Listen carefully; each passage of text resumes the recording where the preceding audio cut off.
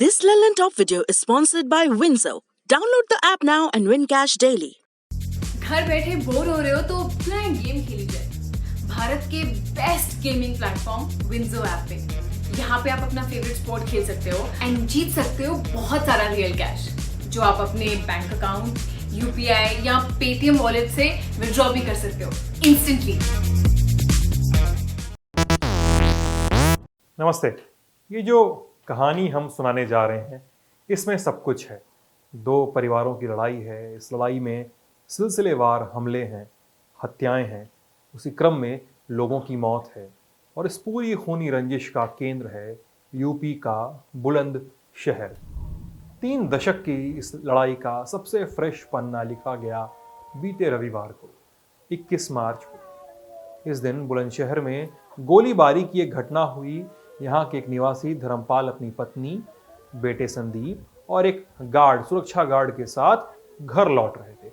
वो अपनी निजी गाड़ी से घर के जानवरों के लिए चारा लेने गए थे। रास्ते में बंदूकधारी आ गए, बाइक और 4 पहिया से। धर्मपाल की गाड़ी पर अंधाधुंध फायरिंग शुरू कर दी। इसमें धर्मपाल, संदीप और सुरक्षा गार्ड तो घायल हुए ही, उस समय वहां से गुजर रहा गांव का एक व्यक्ति भी गोलियों की चपेट में आ गया। फायरिंग कर रहे बंदूकधारी वहां से फिर फरार हो गए। इसके बाद सभी घायलों को अस्पताल में भर्ती कराया गया। संदीप के सिर में गोली लगी थी, लिहाजा मौके पर मौत हो गई थी। धर्मपाल की भी हालत गंभीर है। सुरक्षाकर्मी की कंडीशन में सुधार बताया जा रहा है। पुलिस कह रही है कि आरोपियों की शिनाख्त हो गई है और जल्द ही उन्हें अरेस्ट कर लिया जाएगा। पुलिस प्रशासन ने ऐसे हमले की आशंका के चलते धर्मपाल को सिक्योरिटी गार्ड देने के अलावा लाइसेंसी राइफल भी मुहैया कराई थी। हालांकि ये दोनों इंतजाम फेल साबित हुए, हमले को रोक नहीं सके। अब ये जानकारी यूपी की कानून व्यवस्था की ज़मीनी हकीकत पर एक सवाल तो खड़ा ही करते हैं, क्यों पिछले कुछ सालों में नहीं बल्कि दशकों में जाकर ये सवाल खड़े होते हैं। रविवार की घटना के लिए पीड़ित धर्मपाल के लिए बेटे को खोना बड़ा सदमा है और 30 साल की दुश्मनी के दौरान पहले भी ऐसे झटके झेल चुके हैं और केवल धर्मपाल ही नहीं, कहते हैं कि हमलावर परिवार भी झेल चुका है जो आरोप लगते हैं। अब बुलंदशहर पुलिस ने बताया कि साल 2019 में उन्होंने अपने भाई जगपाल को खो दिया था। इसके अगले साल 2020 में उनके पिता कालीचरण भी रंजिश में की गई फायरिंग में मारे गए थे और अब बेटा इसका शिकार हुआ है। इस सब कुछ की कहानी शुरू होती है 1990 से। 11 मार्च का दिन था, होली का दिन। गांव पूरा मगन था, रंग वंग खेलेंगे, थोड़ा रंग जमेगा, लेकिन किसी को पता नहीं था कि होली का जश्न बहुत देर चलेगा नहीं। होली खेलने के दौरान ही गांव के 2 पक्ष भिड़ गए किसी बात पर। एक पक्ष था राजेंद्र सिंह का और एक पक्ष था कालीचरण का। ये दोनों नाम सुन लीजिए, आगे की कहानी में ये 2 नाम बार बार आएंगे। अब दोनों पक्षों में विवाद हुआ। विवाद होने पर गांव में दोनों पक्षों को लेकर बड़े बुजुर्ग बैठ गए, समझाने का प्रयास करने लगे। बात नहीं बनी, विवाद बढ़ा। एक पक्ष ने दूसरे पक्ष पर हमला कर दिया। बात और बिगड़ गई, गोली चल गई। कालीचरण पक्ष के 4 लोग गोली लगने से मारे गए तो राजेंद्र सिंह के पक्ष के भी 3 लोग मारे गए।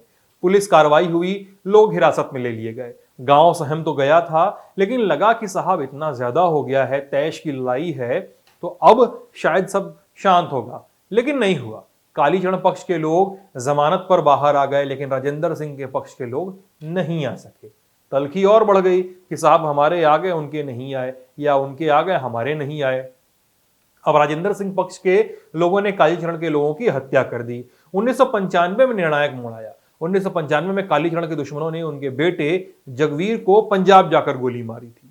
अब 1998 में कालीचरण साइड ने इसका बदला लिया। राजेंद्र सिंह साइड से राजेंद्र सिंह के छोटे भाई इंद्रपाल की हत्या कर दी गई और उनके सहयोगी रामवीर की भी। आरोपों की फहरिस्त लंबी है, अब कहीं कुछ भी रुक नहीं रहा था। लोग बताते हैं कि तलखी चल ही रही थी, किसी को भी कहीं भी घेर घार कर पीट पाट दिया जाता था। 3 जनवरी 2005 को राजेंद्र सिंह के भाई जयप्रकाश की कालीचरण पक्ष के लोगों ने हत्या कर दी। आरोप लगते हैं कि मात्र 14 दिन बाद राजेंद्र सिंह ने अपनी भाई की हत्या का बदला लेते हुए 17 जनवरी 2005 को कालीचरण की बीवी श्रृंगारी देवी को मौत के घाट उतार दिया था। अब कालीचरण के पक्ष पे आरोप लगते हैं कि उनके पक्ष के लोगों ने इसका बदला लिया। कालीचरण की बीवी की हत्या का बदला 2009 में राजेंद्र सिंह की बीवी की हत्या करके पूरा किया गया। जिस समय राजेंद्र सिंह की बीवी की हत्या हुई उस समय उनका बेटा अमित धनौरा नाबालिग था। खबरें बताती हैं कि मां की हत्या को लेकर अमित धनौरा ने गार्ड मान ली, बदला लेने का मन बना लिया। साल 2019 में कालीचरण के भाई जगपाल को हरियाणा के पलवल में मार गिराया गया। आरोप लगा अमित धनौरा पे। अब पुलिस की लिस्ट में धनौरा का नाम चढ़ गया, लेकिन मामला पकड़ से थोड़ा दूर था।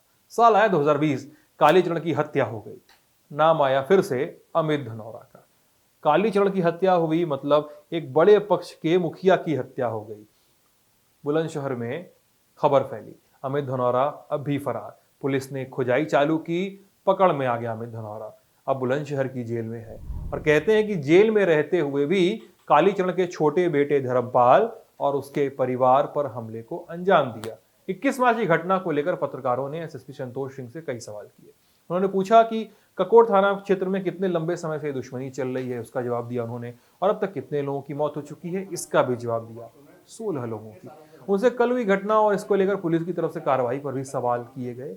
अब पत्रकारों ने एसएसपी से ये पूछा कि धर्मपाल सिंह को पिस्टल देने में इतनी देरी क्यों की गई। इस सब पर पुलिस ने क्या कहा कि चूंकि इस परिवार का भी आपराधिक इतिहास था और धर्मपाल पर हत्या के कई केस थे, इसलिए ऐसे लोगों को सुरक्षा के लिए हथियार दिए जाने की परंपरा नहीं थी।